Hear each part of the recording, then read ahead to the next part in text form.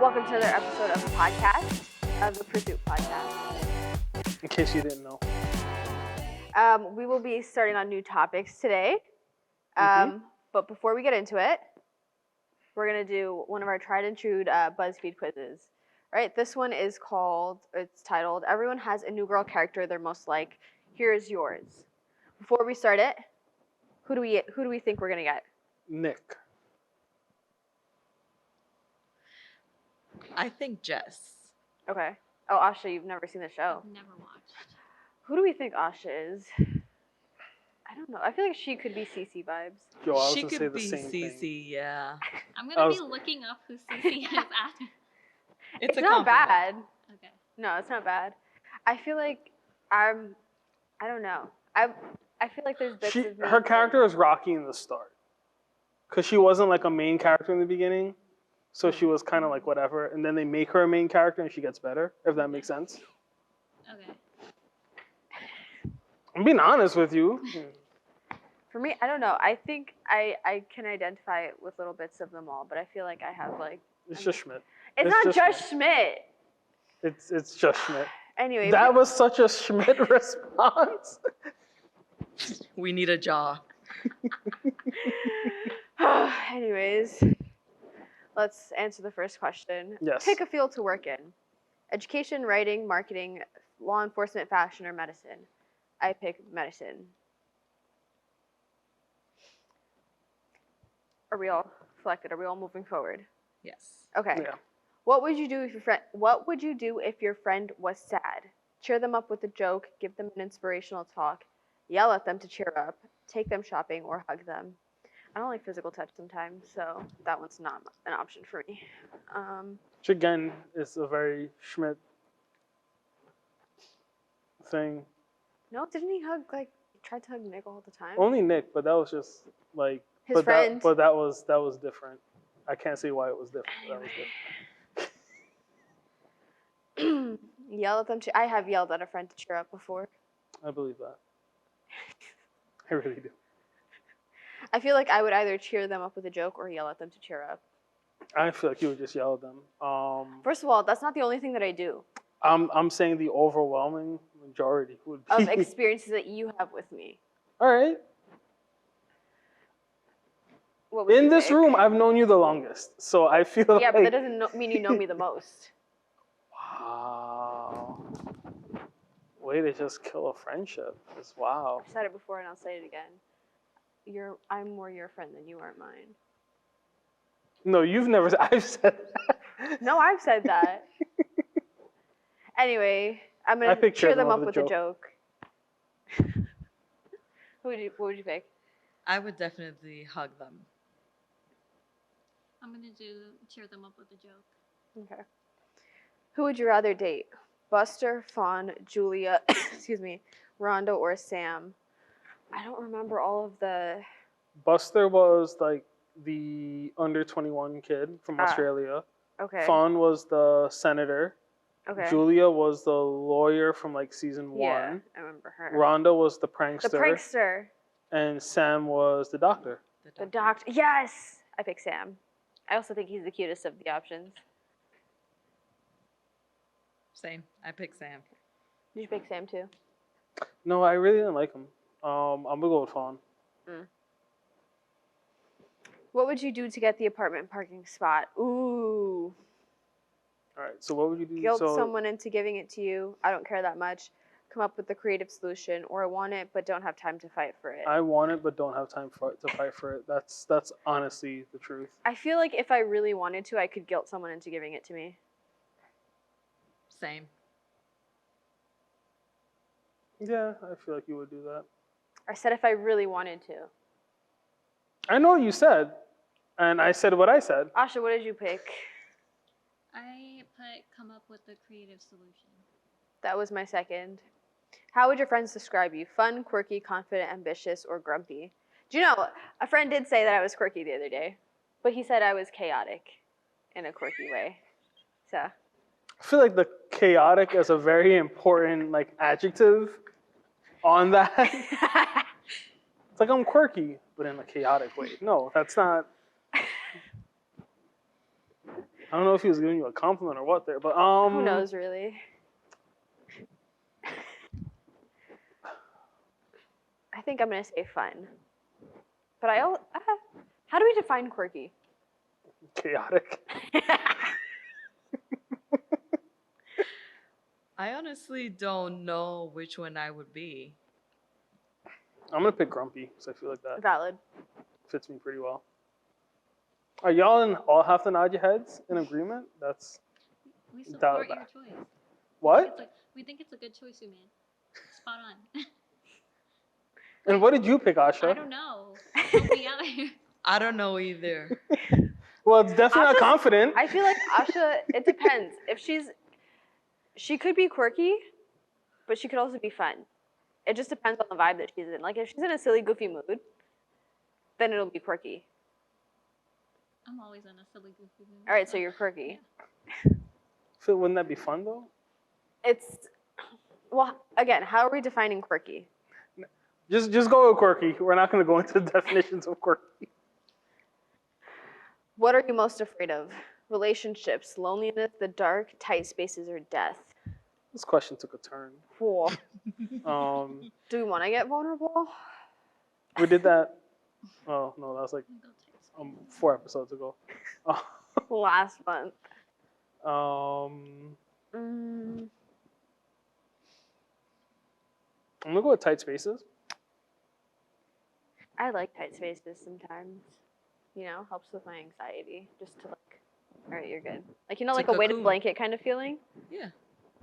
But is a weighted blanket a tight space? I said that kind of feeling. Oh,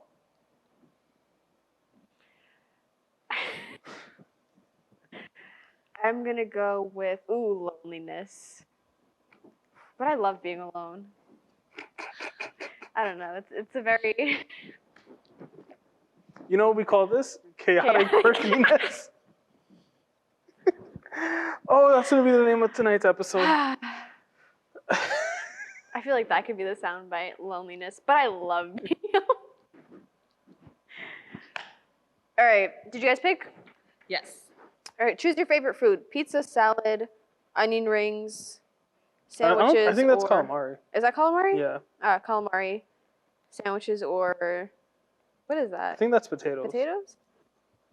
It's a really random Yeah. set of food. I'm gonna go pizza. I'm gonna go calamari. Pizza. I do Okay. love a salad though. Honestly, that salad just doesn't look good. Yeah. It's a horrible picture of a salad. Are we all done? Party. I got Jess. Wait, we got 2 Jesses and 2 Winstons. First off, where Raimi disappeared. Yeah. I don't know what happened. I noticed that like a while ago. I was like, Oh, really? something doesn't look right, but Oh, there's no explanation. It's just this is who you are. I mean, do you really need an explanation for Jess or Winston? I mean, oh no, it just moved around on my screen. Wait, who did I get? You're not in there. here. You dropped off the quiz.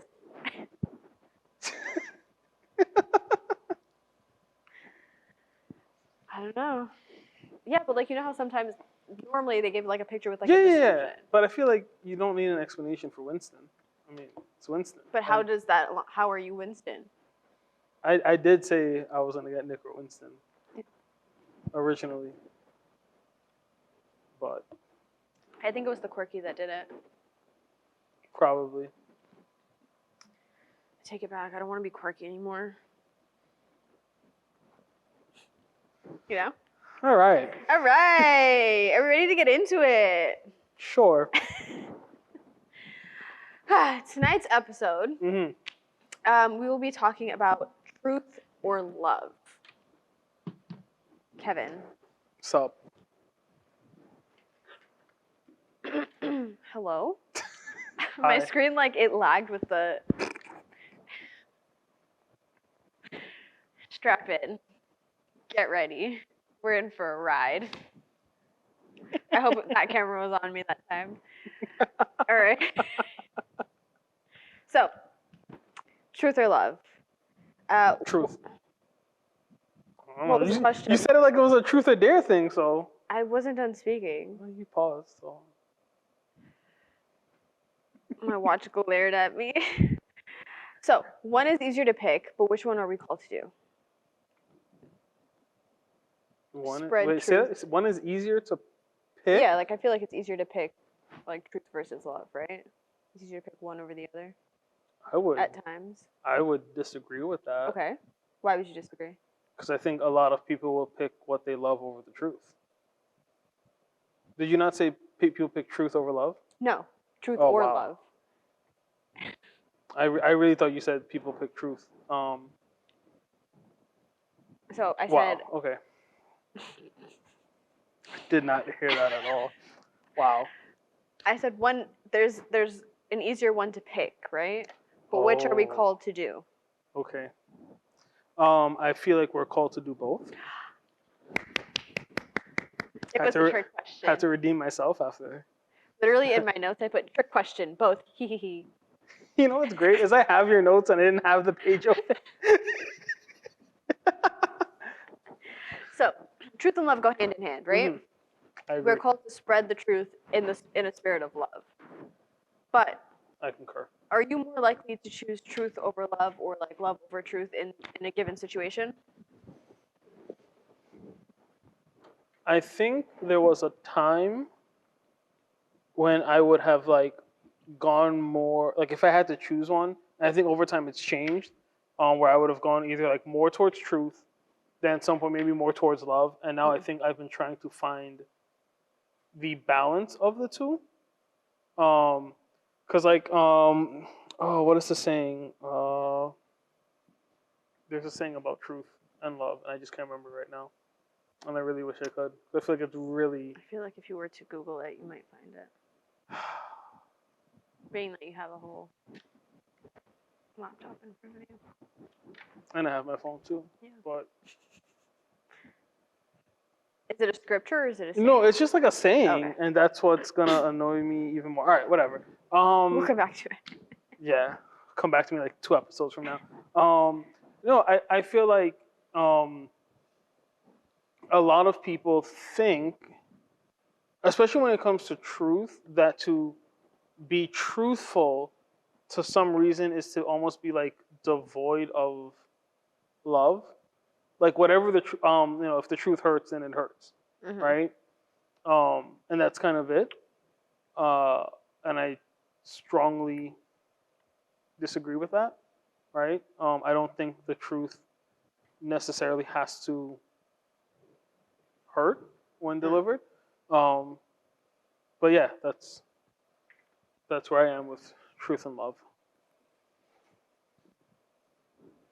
Okay, so oftentimes we do truth, but we don't share the truth with love, Yes. basically. Okay, so I feel like one of the negative stereotypes about Christians is that we are intolerant to others and their beliefs, right?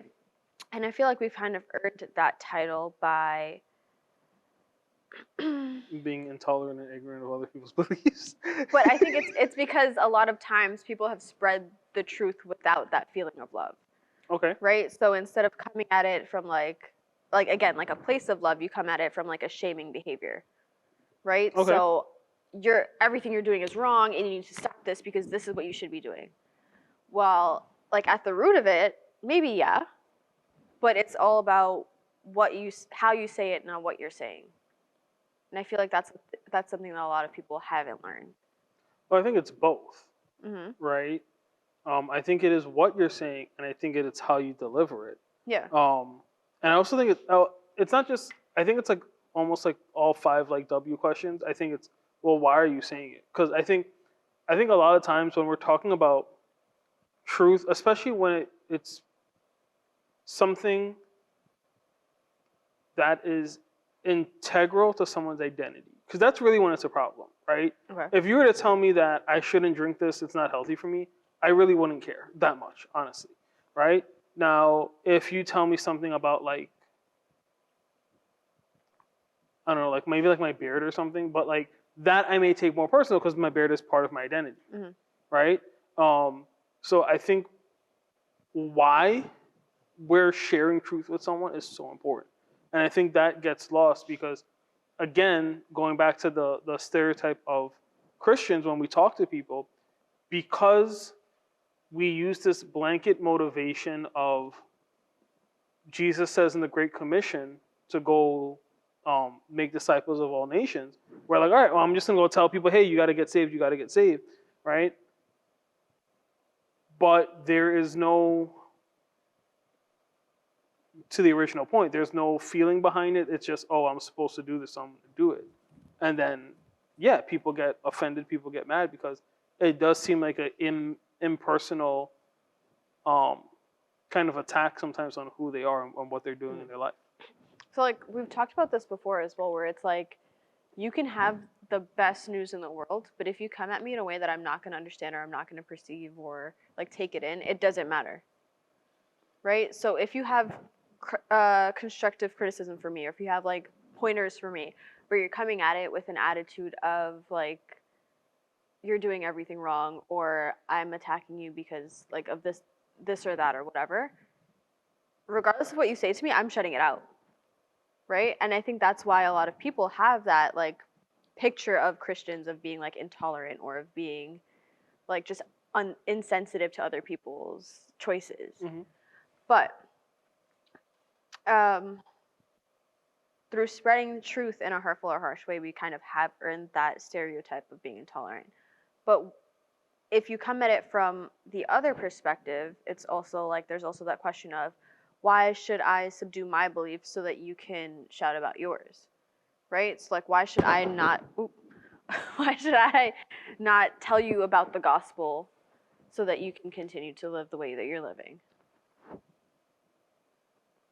Say that one more time. Why should I subdue my beliefs so that you can shout about yours? Do you mean that as a believer or as the non-believer in this scenario? As the believer in the scenario. Okay. Because a lot of people are like, well, you're shaming me, so you're wrong, right? Or, like, you're coming at me intolerantly, so you should change it. There's, and again, that's why I brought up the idea of identity, because if you're a murderer and I tell you you're wrong, right? You're wrong. Whether you're getting away with it or not. What if it was self-defense? Right? Murder is still murder, right? Or if you're a killer. Let me make it a little more broad, right? You killed someone, right? Okay. You're a killer, right? Whether it's self-defense or whatever, you're still thinking, right? To me, it's the same thing with, again, going back to truth, and this is a cold take on it, but I'm gonna flip-flop a lot in tonight's episode. I can see it already. Why? Because hopefully it makes sense. Whether you agree with truth or not, truth is true. It doesn't make it any less true. Right. And I think, again, that becomes the big problem that everyone has when faced with God's truth, right? Because you may not like it, it doesn't mean that it's thing, right? You may feel shame, right? But that doesn't mean that what I said was untrue, right?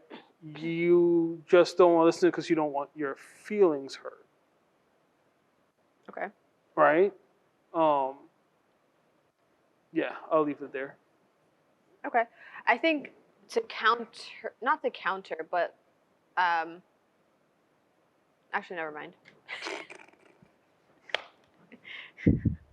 So, what do you think non-Christians think of the truth when it is shared without love?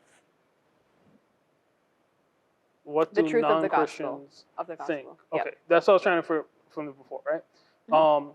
I think non-Christians, again, now will think that it's a sort of a cold, legalistic religion, right? There's a lot of, like, do's and don'ts. Right. And that's how it's going to come across, right? Even that's why I said I was going to flip-flop a lot. Because even with what I just said, right, it is such a cold approach to our faith, right?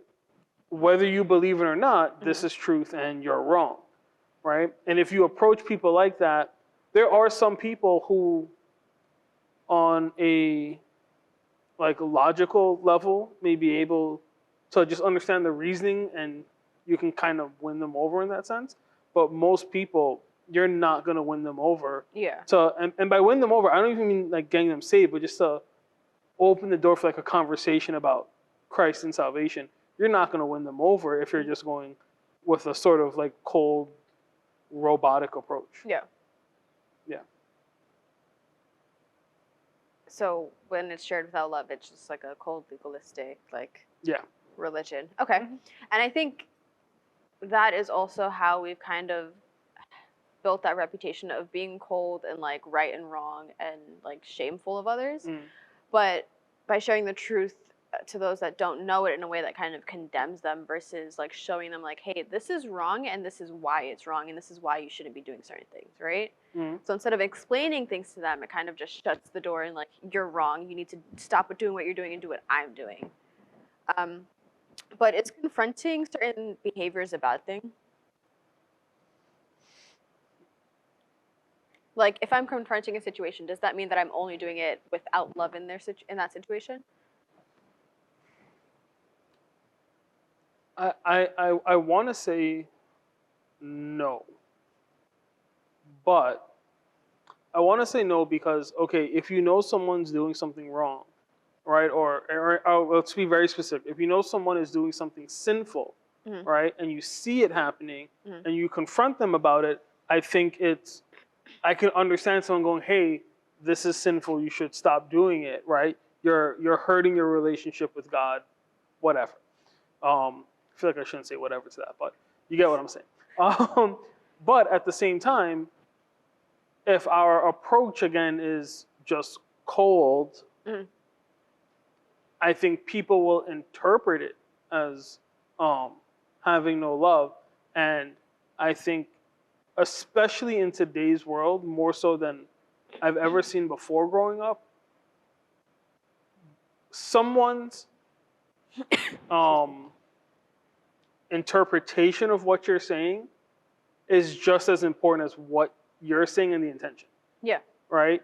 And I think that's where a lot of the issues come in, which is it's interpreted as just being cold. Yeah, that's what I was saying before. So, like, it's not necessarily about what you're saying, it's how you're saying it, Mhm. right? So, I could be sharing this gospel of, like, preaching love, but I'm doing it in a manner that you don't get that love from it, right?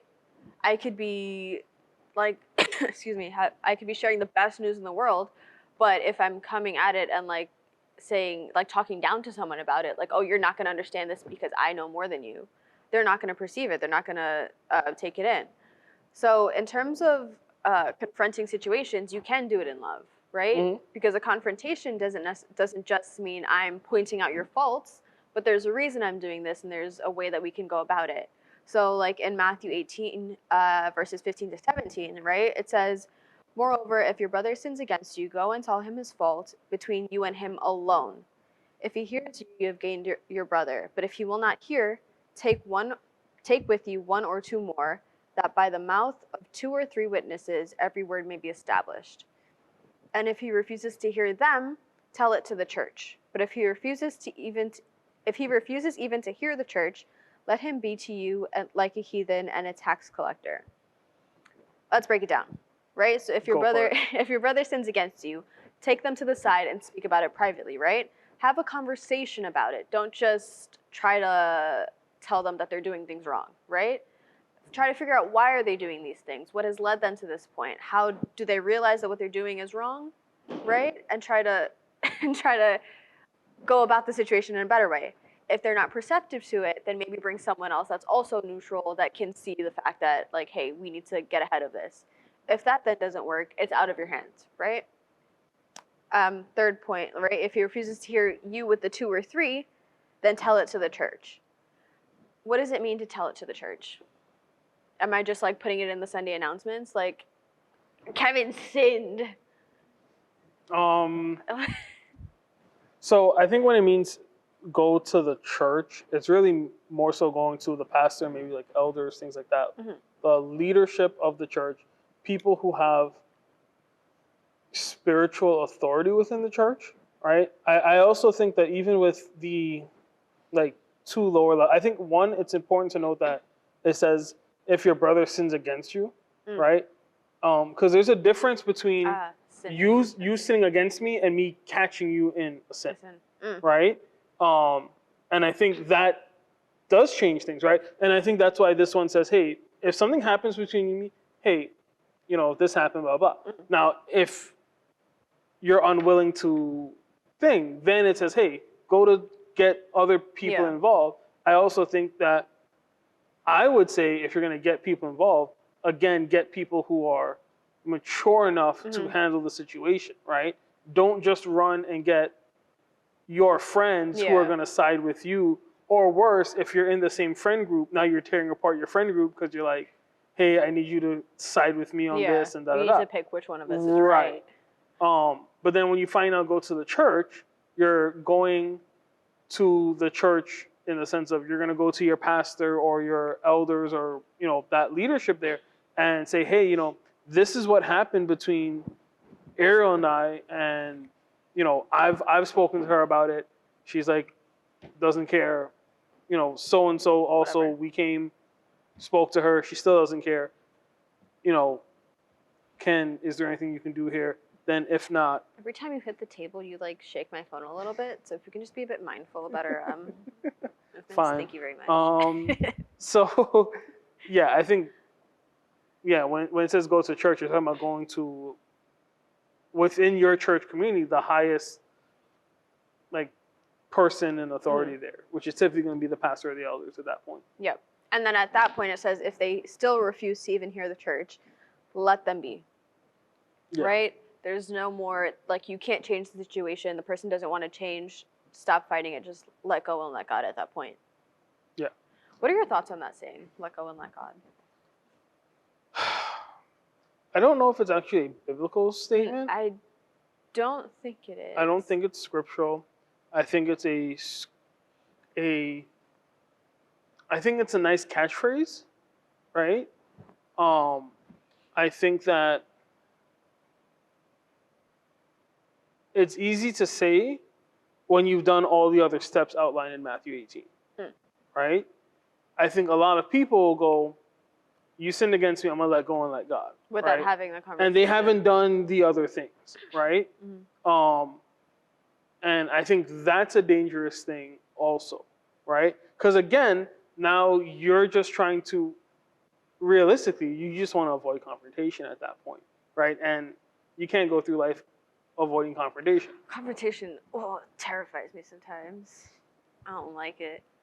But I get heated. I get heated too much to like avoid it all the time. I don't think anyone. Some people love confrontation. Yeah, that's true. That's why I stopped. I stopped with that sentence. But I feel like someone feels like they got called out. But, someone that I wasn't looking at. Yeah, I was just looking around, and someone looked offended by that statement. So, if you need to talk to your brother about something, I feel like they have. Do you need to get some witnesses? I feel like they also have. Do you need to talk to the pastor? They're at the stage where they let go and let God. But no, I and if I'm correct, this is Jesus talking also in Matthew 18. So, yeah, I think it's so important for us to understand this. It's really interesting that God is actually telling us, let me be careful with my words here. He's actually not telling us to just let it go, right? Which is the popular saying. He's actually saying, no, confront the issue. Try to work it out. Right? Yeah, because, and that's why I like how it says, it doesn't say if your like fellow congregant in church sins against you. It's your brother, it's your sister in Christ. If they're doing something against you, you have to, it has to be taken care of, right? I believe it's in Hebrews chapter 12. It actually talks about to not let bitterness take root in your heart, because that can, I think it's like a poison to like the whole church or something like that, right? And that's a really bad way of paraphrasing that verse. But again, but I think this is what Jesus is talking about, right? Don't let these things fester, because I think a lot of people, when you let go and let God, fester. Hate festering. You hate the word, or you hate people that do that? No, I hate the concept of. Oh, okay. Oh. It just grosses me out. I think people that let things fester, uh, they're missing the point of what Jesus is saying here when they just skip to, oh, I'm gonna let go and let God, right? I know I've had confrontations with people and they weren't interesting. They weren't fun times, to say the least. But had Because those conversations are hard to have. Yeah. Regardless of what side of it you're on. Yes, right. Whether you're on the right side of it or the wrong side of it doesn't really matter. I meant the confrontee or the confront, like. Right. No, but no, and I'm saying in addition to that, whether you're on the right, like morally right or wrong, those conversations typically aren't easy to have, right? Especially when it's someone you're close to. And I think that yet we're commanded in the Bible to take these issues on, take them on. So I think, then what is the issue that we face when we aren't willing to confront the truth, right? So like if your friend sins against you and you just cut it off, then what risks are we running aside from losing what could be a friendship? Well, I think you're going to allow things to fester. Right? I know you don't like that word, but I don't know any other synonym for it. I'm just going to look it up. I was going to do the same thing. You allow things to insert synonym here. Right? And I think, again, that becomes a dangerous thing. Going back to the scripture in Hebrews, right, that talks about that root decay, of, blister. What? Blister? Separate. Not separate. Separate. Let's separate. I don't know. Undergo the formation of pus. Fester. All right, so we're going to stick with the word fester, okay? Separate is basically the same thing. No, we're gonna stick with fester. The definition is literally the word. We're gonna stick with fester. So Hebrews 12. You see, I tried to state what I'm uncomfortable with, and he wasn't willing to, have the conversation about it. Therefore, should I then separate, or do I cut the situation? So Hebrews 12:14 says, "Work at living in peace with everyone, and work at living a holy life. For those who are not holy will not see the Lord. Look after each other so that none of you fails to receive the grace of God. Watch out that no poisonous root of bitterness grows up to trouble you, corrupting many." That's the scripture I was trying to get to. And I feel like I wanted to answer your question with that scripture, but I don't remember which question was now. Neither do I. All I remember is festering.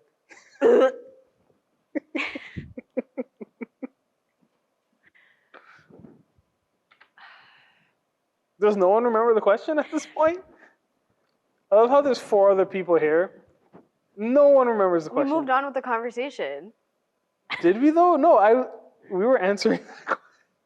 No, this was a new question. Yeah, so what was the new question?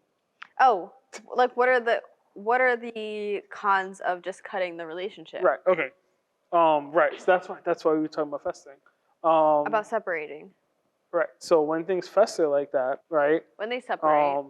You risk the chance of this poisonous root of bitterness growing, right, which corrupts many. Mm-hmm. I think just in general, when you allow things to separate, grow, when you allow negativity to grow, right, it becomes very dangerous. Yeah. Because the same way it says that root of bitterness grows and can corrupt many, I think in general, just negativity can take hold of certain people, and then I've seen it spread to the people they have influence over, right? The people they're friends with, right? And now all of a sudden you have people kind of pitted against each other, right? People who may not even be involved in a situation have now taken sides and they're pitted against each other. And now when the Bible says that we should work at living at peace with everyone, we're now kind of living in strife with everyone. And I think that's what happened. And I think that's why Jesus kind of gives that I don't want to say warning, but that instruction in Matthew 18, right? To confront these issues, right? And keep confronting it until there's no one left to speak reason to the person. And at that point, let them be, right? But at least then you know you've exhausted all options at trying to resolve this issue. Yeah. Right? And I think that's what happens when we don't address it. Yeah. I think also with ignoring what the truth is, right? You're not living the life that you've been called to live. So not only are you allowing these certain things to separate within you, right? To grow and to ferment and to spread, but you're also you're called to live in truth, right? And allowing those negative behaviors or negative feelings to live in you and, grow, you're not living in God's truth. You're living in quite literally the opposite, right? Because He's called you to love, and He has called you to spread the gospel and spread His love to other people. So, yeah. So what does it look like then to share the truth in love, right? To have those hard conversations, or to not necessarily confront, but to have that conversation with people?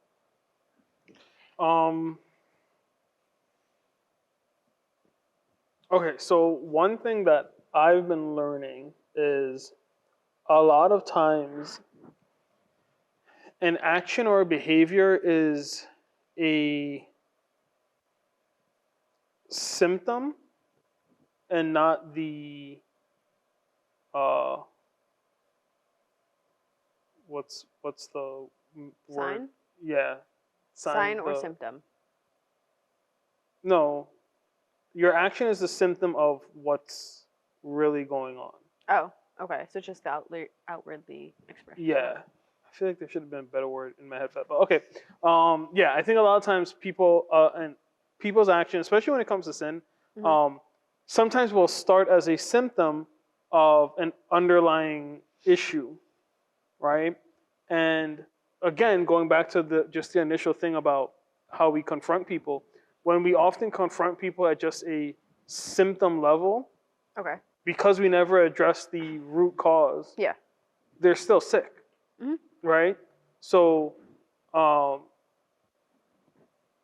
I think that's one of the main things there, right? Is taking a second to go, okay, you did X, Y, and Z to me or just in general, but why did you do that? What brought you to that point where you would sin, right? And I think that's something that is not necessarily easy for people to do, especially when you go back to the example from Matthew 18, right? If I do something against you, right, and you're hurt, you may not really want to be in a place to hear why I did it, right? You're just hurt, right? And that's understandable, right? And sometimes getting to the why takes time just because you need time to process, hey, I've been hurt, and I may need time to just kind of recuperate from hurt. Right? I remember there was a situation that I had with someone, and at some point they kind of just called me out, and I was like, yeah, I know, like, and in my head, what I was doing wasn't meant to be like hurtful, but it ended up coming across that way. And then they kind of just asked me like, why would you do this? Because this doesn't seem like you.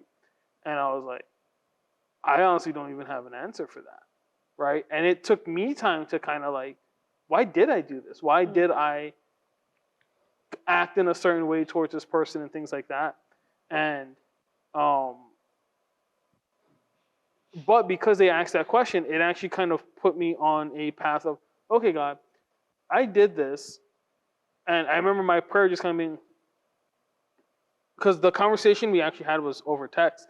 So I remember just praying, like, God, like, this is what I thought was happening in this situation, right? And I remember just like reading back messages to God that this person, like that was my friend at that point, had sent me. And I was just like, but they were really hurt by my actions.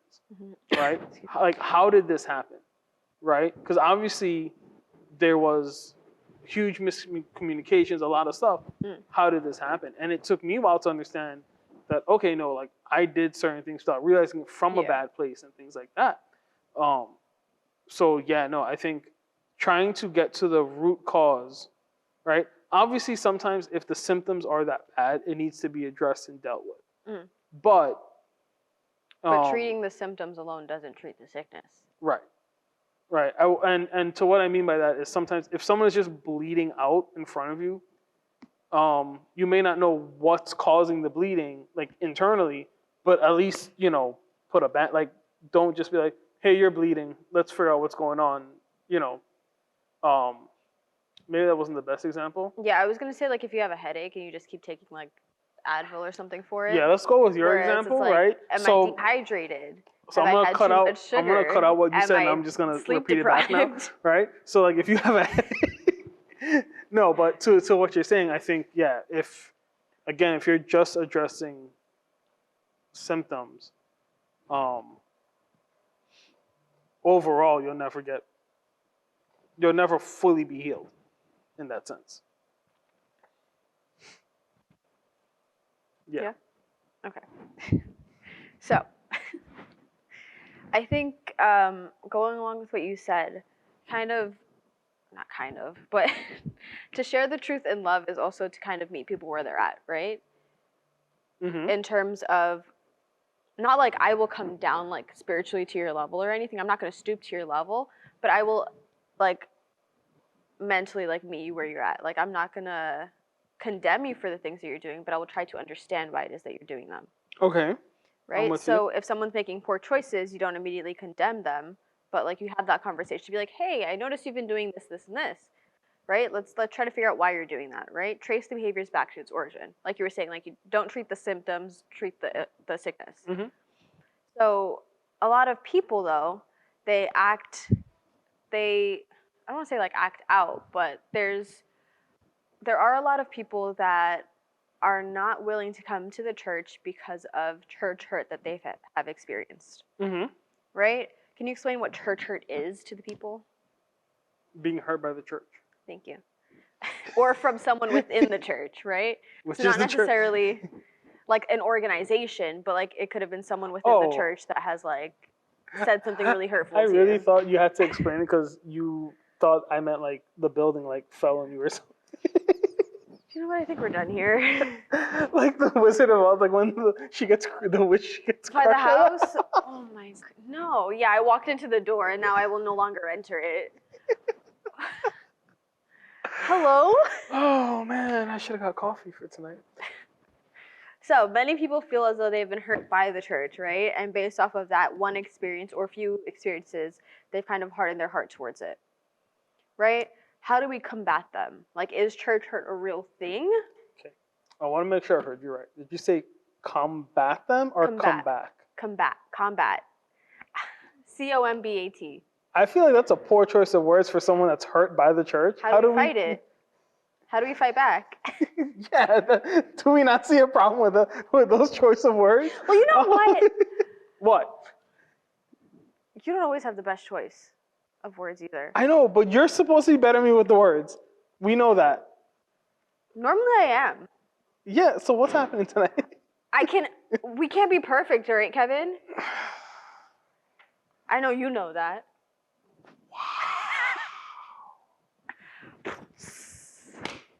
I think the symbol's on that side, actually. What was the question? How do we combat church hurt? Is it real? So I think there's two parts to that, right? The first part, and I feel like this was a video I saw on Instagram or TikTok or something, where someone was like, you can go to Chipotle, they can mess up your order, and then like a week later you'll go back. Someone can mess up something in church, you'll get hurt, and then you'll never go back. Right? And I think on a really basic level, I understand the point the person's making. I think on a more realistic level, when we talk about faith, we're talking about people, Mm. right? And there's a huge difference between you forgot to put guac in my burrito versus you, Emotionally hurt me. yeah, Yeah. right? So with that, right, I think there's no way to really let me not say there's no reason, because there's probably something in your notes that I haven't looked at as to how you can combat it. But I think Say what you say it with I your think chest. Whatever you want to I say, think say it. I think the main thing to do is to bring that person to a place of healing, Mm. right? Because if someone is hurt, right, really and truly, the only thing that they need at that point is healing, right? Mm-hmm. Everything else, if you were hurt by church, right, at that point it's about healing. It's not about finding the right church for you, and things like that. It's about healing, because once you're at a place of healing and you've recovered from that hurt, it puts you in a better place and a more, I think, receptive place to look at churches, be willing to walk in the door, And not then get hit by it and walk out. exactly, right? And then I think, because for a lot of people, when they are church hurt, they make that into being hurt by God. Mm. So until all of that's addressed, I feel like there's not a lot you can do, right? And I also understand the challenge of someone from church, right? It's almost, to be careful with this, it's almost as though the abuser is trying to heal you of the abuse, right? That's how a lot of people, I think, look at it, right? Even if it's a different church or a different person in the church or whatever the case is, they just kind of lump all of it together. Yeah, like why would I go back there when it's hurt me already? Yeah. So I think that person has to be kind of brought to a place of healing. Mm-hmm. And until that happens, I don't know that you'll see much change in their attitude towards church and God. I think even going back to what you were saying a little bit, so in terms of like the Chipotle versus like church thing, the person being hurt, like yes, it is on a more emotional level, but also the person that has done the hurting, right? Like you said before, like you've hurt a friend without even realizing that you hurt them. Mm-hmm. So a lot of times in that situation, the other person thought that they were doing the right thing, right? They were well intended, but the way that they went about it was wrong. Mm-hmm. So I think it also, in terms of getting that healing, you also have to come to a point of forgiveness of the other person, right? Because you don't know their intention, you don't know what they were trying to do or whatever, you just know that what they did hurt you. And until you get to that point of healing and forgiveness, I don't think there will be a point of moving forward in terms of like coming back to the church. Yeah. And then in Ephesians 4, it even says like, I don't know which exactly verse it is, but it's within 11 to 16 if you'd like to pull it up. I just have like the block of it. Mm-hmm. So within it says, but speaking the truth in love may grow up in all things into him who is the head, right? So by speaking the truth in love, everything kind of comes together, right? It amalgamates. I think that's the right word I'm thinking of. Hold on, let me make sure. I like how you looked at me like I'm gonna confirm if that's the right word. No, I looked at you because of your reaction. Yes, it amalgamates. It comes together. Because then when you speak the truth in love and you kind of face those situations, not necessarily head on in every circumstance, but you face the situations, right? You could be coming around the side, you could come around the back of it, the tail end or whatever, but you face the situation in love, then you can kind of grow within spiritually. So, last question, or last, I guess, topic of conversation. Can you... Wait, before you do that. Yes. Just to back up on that scripture, because I think it starts with something important, right? In verse 11 talks about the gifts Christ gave to the church, the apostles, prophets, evangelists, pastors, teachers, right? Their responsibilities, right? Then verse 14 says, then we will no longer be immature like children. We won't be tossed and blown about by every wind of new teaching, and we will not be influenced when people try to trick us with lies so clever they sound like the truth. Instead, we will speak the truth in love. And that was the New Living. I think you had the New King James there, yeah. right? But I think there's an important, again, distinction here. Truth and love comes with maturity, Yes. right? And I think, again, when we look back to some of the examples we're talking about, right, we're talking about people who may be spiritually immature, Mhm. right? Again, you get hurt by the church, and now all churches are evil. Mhm. It's not all churches, Yeah. right? It's the same thing. Like a lot of times, people will just say things like, "Oh, well, like that one preacher, he like stole money from the church, so all preachers are stealing money." Like, no, it was that one guy, or maybe there's other guys, but it's not all preachers, right? There's little things like that, and you hear it, and it's like, no, that's not all, right? And I think when you grow as a believer, right, as you become more mature, you're able to understand, okay, I got hurt by the church. It doesn't mean that I was hurt by God, right? And I can allow God to move, to bring me to a place of healing, a place of forgiveness, as you spoke about, right? So that now, okay, I can kind of go back to church, right? Maybe it's not the same church, right? Maybe I don't put myself in that position to be hurt, depending on who hurt you or whatever. Maybe I find a new church or whatever the case may be. But I think that comes with the maturity of um, of just spiritual maturity. Yeah. Okay. Thank you for coming. No, I'm kidding. Last question. Sure. What would it look like to be that persistent, like loving friend to people who don't know Jesus or who have that church hurt, or they're just not willing, or at some points they seem unwilling to even like learn and have that conversation? I think just being a friend to people that are hurt. Hopefully you're not the one that hurt them, but Can you imagine? but I think, and I think this is kind of going back to just things that I feel like we've been taught, like in Sunday school and things like that, where like your testimony is like how you live your life, right? And that's like the greatest way to witness to people. So if you live your life, again, going back to the idea of just being a mature Christian, right? I think with the maturity comes the understanding that, hey, you know what? They're hurting right now. Now's not the time to talk to them about this. Because sometimes it's just not, right? Sometimes trying to force the subject actually makes it worse. And Absolutely. you know what? Right now, I'm not going to talk about it, right? But I can be a good friend. I can sit here with you.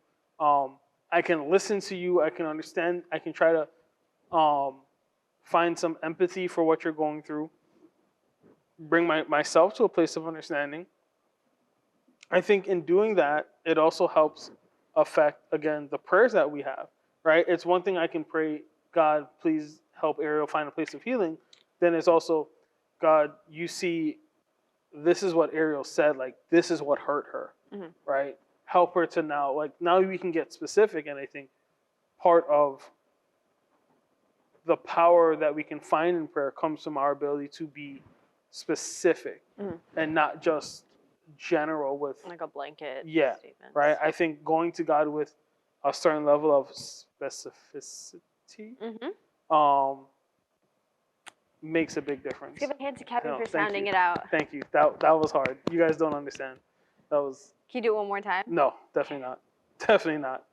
That was once for the year. It's not gonna happen again. But yeah. Yeah, so like I've had a friend where they weren't atheistic, but they just weren't like, they didn't subscribe to anything, right? So they would always ask me certain questions like, oh, what do you think about this? What do you think about this? Right? And we'd have these discussions, but they were never really inclined to, like, how do I explain it? So like we would have these discussions like, hey, you're a Christian, right? Like you're really involved in your church. What do you think about these topics? and I would give my take, and they were like, well, that's actually, I've never thought about it that way in terms of religion, right? Or I didn't think that someone that was this involved in church and that has been studying like for their whole life would have this kind of a take on the situation. And it's like, well, do you just expect me to say that everything is wrong and no one is allowed to make choices? Because that's not necessarily what it is. I just think that some choices are better than others, right? Mm-hmm. And so when we have those conversations, they were able to expand their thought process, right? They were able to kind of see that, okay, the people that I have experienced that have hurt me in this situation are not the majority of like Christians, or not the majority of the religious people. That was a minority of them.